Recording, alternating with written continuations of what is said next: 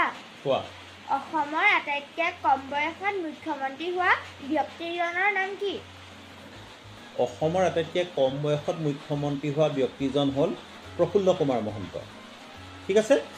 প্ৰফুল্ল কুমাৰ মহন্তই গুৱাহাটী বিশ্ববিদ্যালয়ৰ পৰা আহি পুনে পুনে অসমৰ মুখ্যমন্ত্ৰীৰ চকীত বহিছিল গম পাইছেনে তেখেতৰ নামত আৰু এটা ৰেকৰ্ড আছে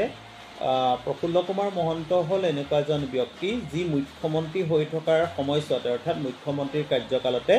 বিবাহ পাশত আবদ্ধ হৈছিল মানে বিয়া পাতিছিলে গম পাইছেনে তেখেতৰ পৰিবাৰৰ নাম হ'ল ডক্টৰ জয়শ্ৰী গোস্বামী মহন্ত আৰু জয়শ্ৰী গোস্বামী মহন্ত অসমৰ অতি প্ৰতিভাশালী মহিলা সাহিত্যিকসকলৰ ভিতৰত এগৰাকী গম পাইছা Thank you very much. Please stay watching our page for such information and do follow our page and keep sharing our videos. Thank you very much.